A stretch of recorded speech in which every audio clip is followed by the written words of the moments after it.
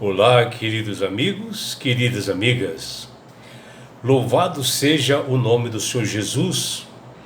Que alegria de nós separarmos um momento para nós estudarmos a palavra de Deus através da lição da escola sabatina, para nós obtermos conhecimento e entendimento e sabedoria.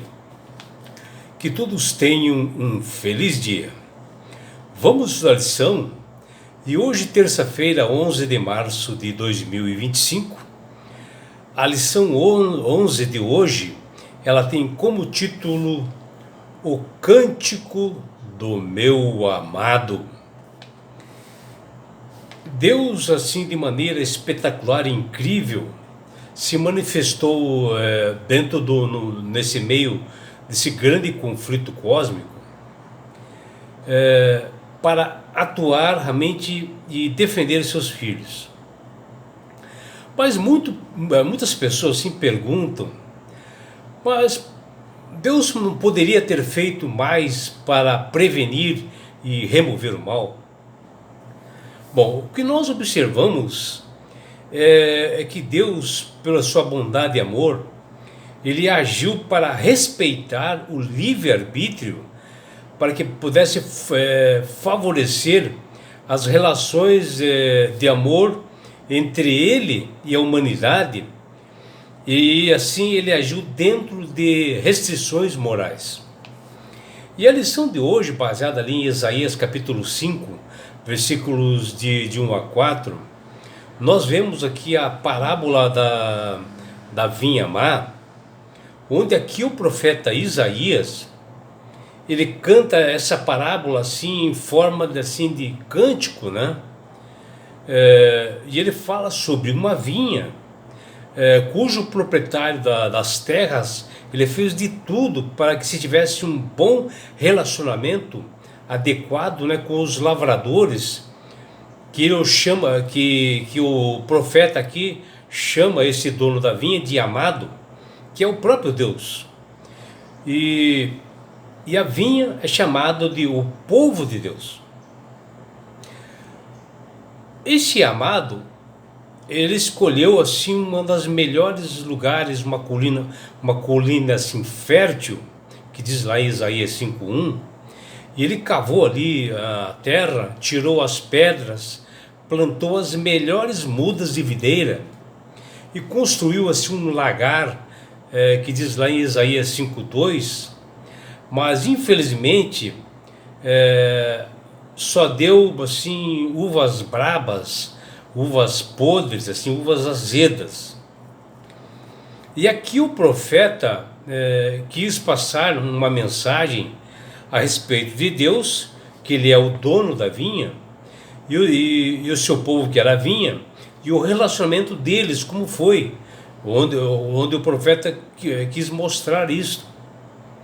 E o Senhor fez de tudo que era possível para o bem-estar do seu povo, mas essas pessoas o rejeitaram, esse povo o rejeitou. Com isto foram privados, essas pessoas infiéis, de receberem as bênçãos da aliança, ou seja, as promessas de Deus. E esse conflito cósmico, às vezes chamado de o grande conflito espiritual entre o bem Deus e o mal Satanás, ele forma um cenário que se desenrola no nosso mundo de pecado, de sofrimento, de queda de nações e eventos finais. E no meio dessa batalha espiritual, Deus apresenta o seu amor, a sua justiça de maneira incrível. Porém, muitos poderão perguntar durante esse contexto, né? Deus poderia ter feito melhor, talvez, prevenir ou eliminar o mal? O que nós vemos nas Escrituras, que Deus, diante desse conflito proporcionado por seres criados, o Senhor agiu da melhor forma, respeitando sempre o livre-arbítrio. Ele faz isto por amor, para que todos pudessem desenvolver o máximo de relações de amizade, de intimidade com Deus, principalmente de amor, onde o amor é o seu verdadeiro caráter, e isto junto a uma humanidade realmente pecadora. Um Deus que ele é soberano, que tem os princípios claros, né? Age dentro das restrições morais. Existem as regras de engajamento dentro dessa disputa cósmica que esse jogo justamente a finalidade do inimigo é denegrir o caráter de Deus. E no livro de Isaías, capítulo 5, versículo de 1 a 4, o profeta fala da parábola da vinha má, onde a vinha é uma representação do povo de Israel, e o amado, né, é uma figura simbolizando a Deus. O Criador e mantenedor do universo, o dono da vinha, o profeta Isaías, ele fala assim, de uma forma assim bem clara, e ele entoa essa parábola dizendo: agora cantarei ao meu amado a respeito da sua vinha. O meu amado teve uma vinha no outeiro fertilíssimo. Está lá em Isaías 5. O profeta escreveu desta forma em cântico, com a finalidade de que esta vinha se regenerasse e absorvesse, né, os ensinamentos do Senhor, porque as palavras eram fortes e poderiam ser rejeitadas pela força da compreensão naquele momento.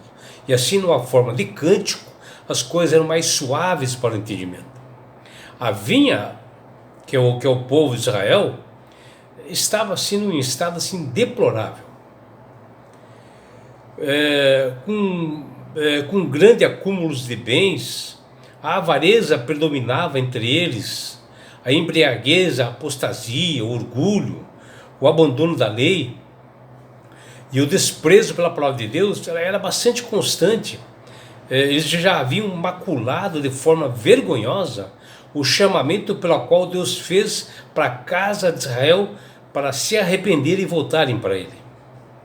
E a parábola da vinha má trata-se de um retrato acerca da situação dos filhos de Jerusalém e de Judá na época. O uso da alegoria em forma de um cântico de amor demonstra a grande afeição de Deus pelo seu povo. O Senhor fez por eles tudo o que poderia ser feito e lhes proporcionar com uma vida feliz e próspera, mas Deus não foi correspondido, foi rejeitado, como diz lá em Isaías 5:2. O povo de Israel viraram as costas, né, para o seu amado, e o resultado foi desastroso, que diz lá em Isaías capítulo 5, versículos 5 até 6. Jesus utilizou a mesma comparação ao contar a parábola dos lavradores maus, que está lá em Mateus capítulo 21, versículo 33.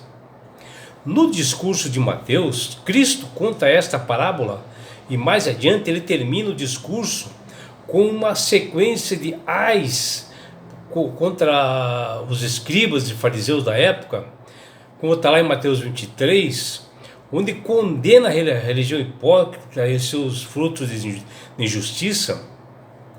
E através desses ais ele representava a maneira como que o povo estava agindo e as consequências que eles teriam.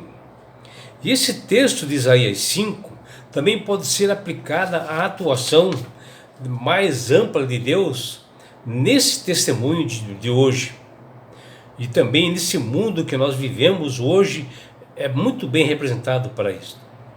E de acordo com esses versículos, o dono da vinha, o Senhor Deus, fez tudo o que podia, esperar para que a sua vinha se desenvolvesse.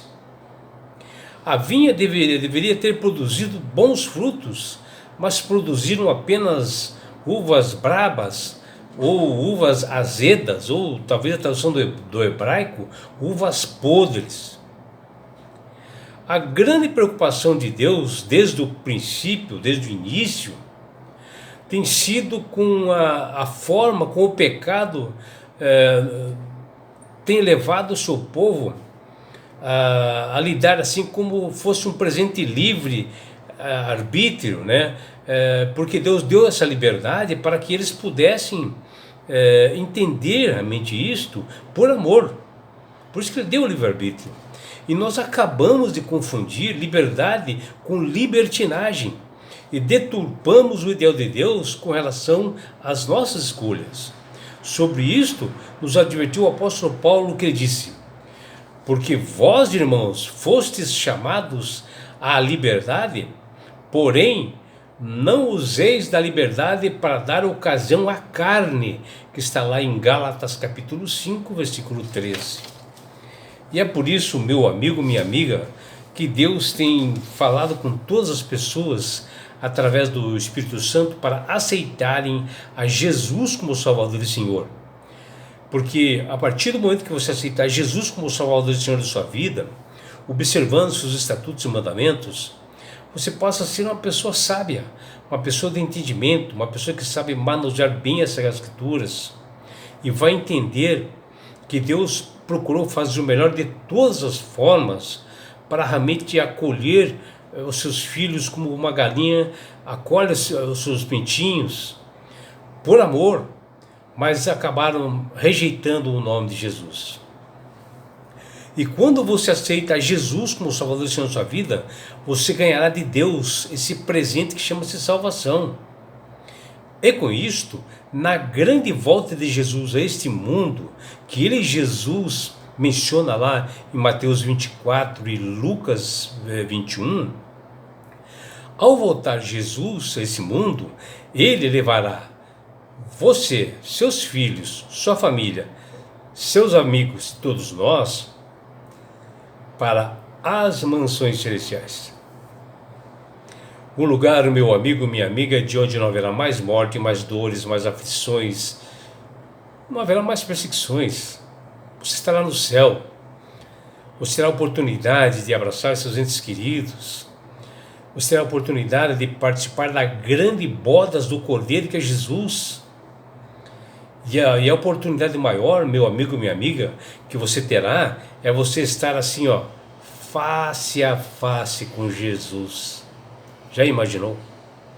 E sabe por que Deus quer fazer isto com você, meu amigo, com você, minha amiga?